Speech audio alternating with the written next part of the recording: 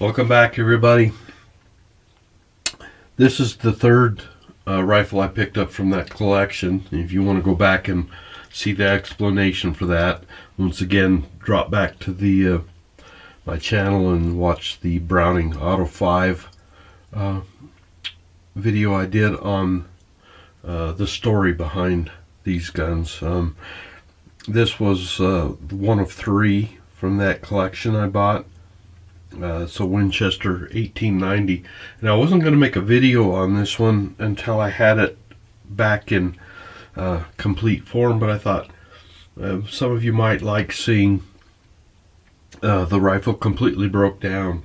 I've broken it completely apart except for the lifter, and those are, unless necessary, those are a little difficult to take apart. So generally not taken apart unless you absolutely have to replace some broken or worn parts, which I don't. Let me drop the camera down, get a little bit closer, and I'll show you what I bought and why I bought it and what needs to be repaired. Well, the main reason why I bought it was because of the price on the firearm. I threw an offer out on all three firearms, and this one was included. And I figure after the bundled price, I paid about $200 for this gun. It's Winchester, built in 1909, so well over 100 years old, 110 years old, and in reasonable condition for that age. So when I was looking at the firearm, the mechanically functioned just fine. The obvious problems that jumped out at me, I'll show you what they were, and then the problems that developed as I took it apart to clean it. It was quite filthy, still quite a bit of lead in the bore of the barrel, but it's coming around.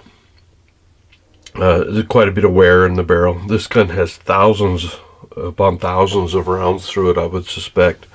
The elderly woman that sold it to me said it was her mother's, and they'd used it to keep vermin down on their ranch, and you'd have to be a pretty good shot. She claimed they shot coyote with it, but I would suspect you'd have to be a pretty good shot to take a coyote down with a 22 short, which is what this one is. I'll bounce back and forth here. You can see the caliber designation right there, 22 short. Let me turn another light on real quick here so we can get a little more light on my bench. Sorry about knocking the camera around. There we go. But anyway, never go a video without hitting the mic or the camera. So when I first saw the firearm, extremely good condition. You have in the last video on the Mosin-Nagant M44, I showed this stock. You can see now, maybe in a little better light, how good a condition it really is. Quite a bit of bluing wear, which not surprising for the age of it, but still in exceptionally good condition. Had one small crack in the mating area of the Tang on the receiver. Quick and easy fix with some Acraglass and a pin. There's a couple of holes. You can see extra holes here and here. Those were for at some point someone tried to mount some sort of a Tang sight on it, and that was the immediate problem that I saw with the firearm when I picked it up. Mechanically ran fine, but I saw it had extra holes drilled in the Tang. It does hurt. There's one right there by my thumb, and there's a second one up here on the top portion. While that does hurt the value of this old 1890 a little bit, of course this is a pump action 22 short. I bought it mostly as a shooter, and so it'll have still carries quite a bit of value in spite of that. Now the other problems were, as I took it apart, this is a plug which is actually designed for Lyman Tang sights, and it did come with Lyman Tang sights. Here's the Lyman Tang sight. You can see how that, let me go ahead and open it up. Let me throw it on the floor once.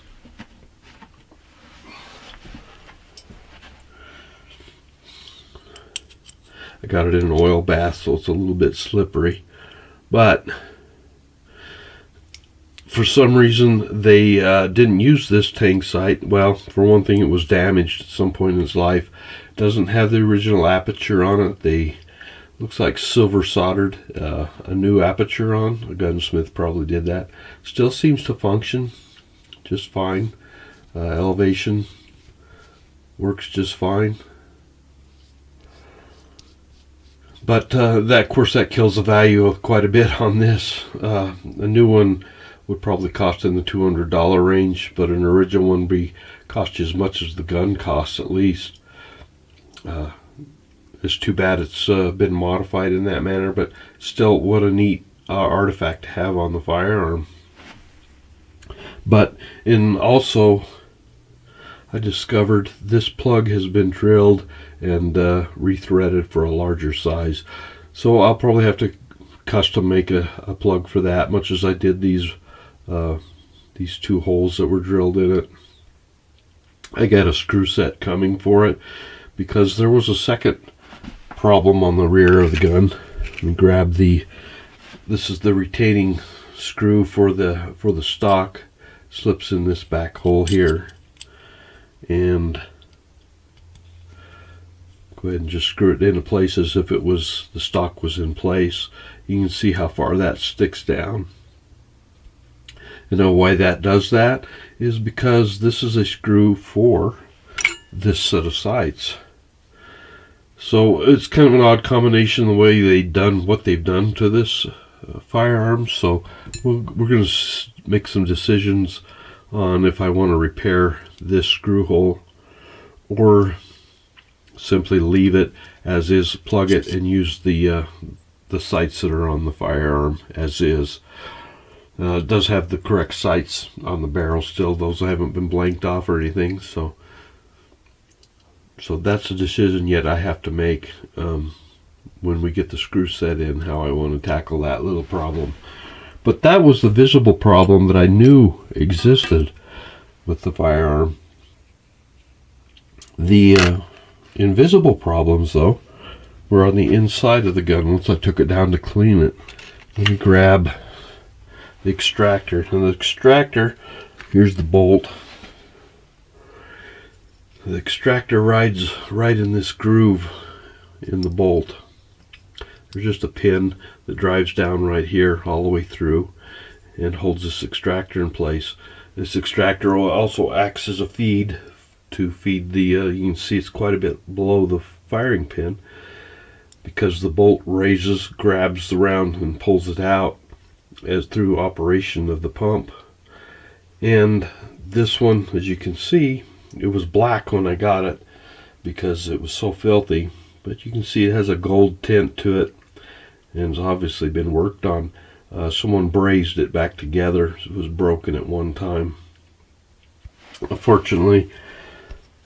And I have a spare extractor for it, and side by side you can see the amount of wear that is on the old extractor. Get them lined up here. There's a huge amount of wear on it, rounded, probably been filed on and worked over. But we will install this in its stead, probably greatly improve function and reliability of the firearm. I want to return it to a fireable condition, something I can go out and just have some fun with a 100-year-old gun. Now the bolt also had an interesting gunsmith repair.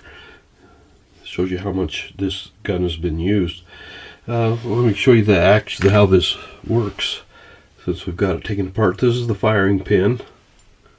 You can see how it fits right in the bolt here.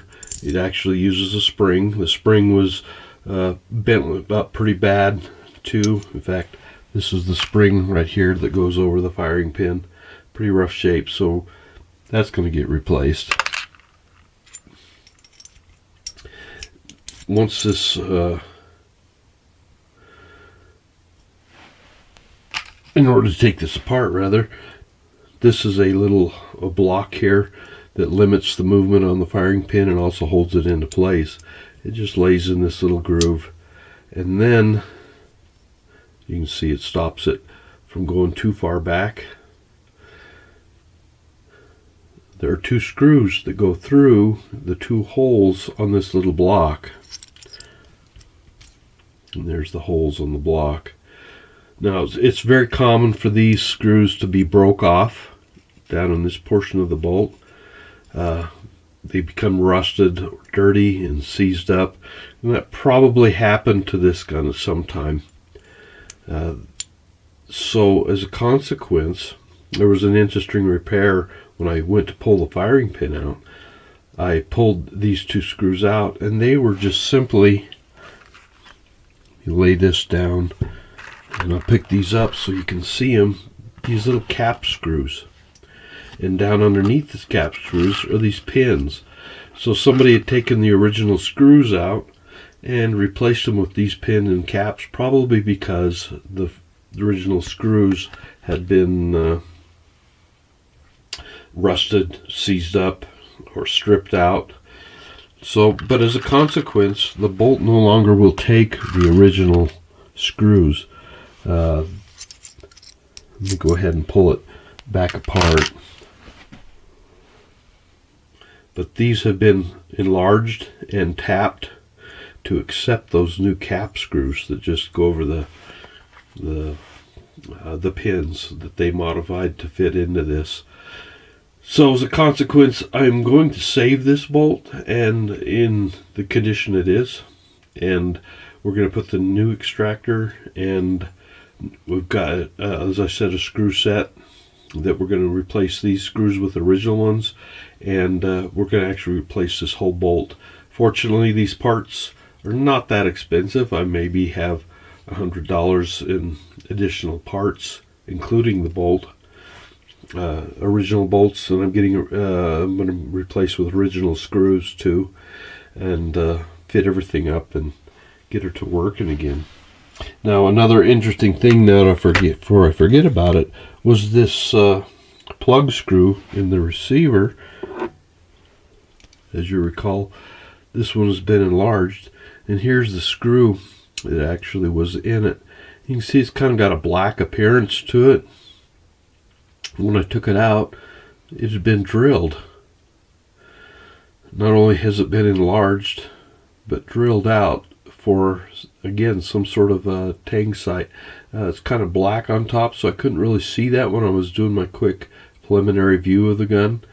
But somebody drilled that out and then filled it with some sort of epoxy to plug the hole back up.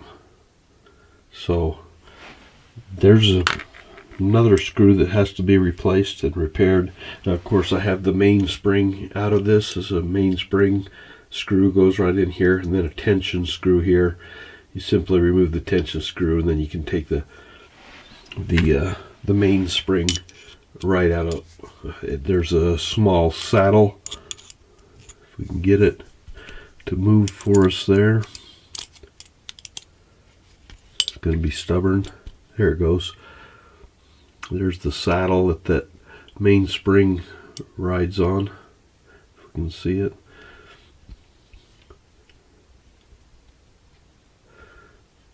Just some more interesting views of the interior of this firearm. And here's your mainspring that will hook underneath that saddle and keep tension on your hammer. It's actually the hammer spring.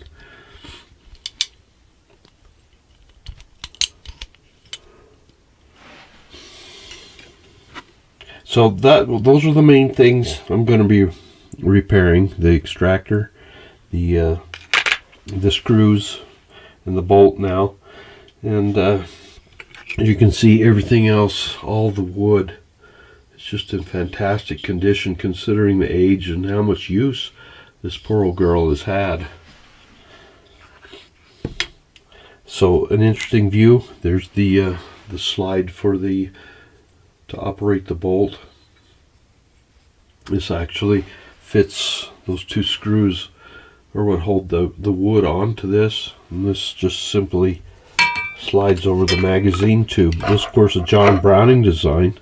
What an ingenious fellow, having all these parts. The magazine tube acts as a guide for this slide, which fits, of course, underneath the barrel here with a little side cover plate. This just operates back and forth motion. And the bolt, that little pin on the end of that slips right into the bolt when the bolt is in place. I can go ahead and slip that right into place, and you can see how the bolt, because of the angle on that, is lifted up on first motion.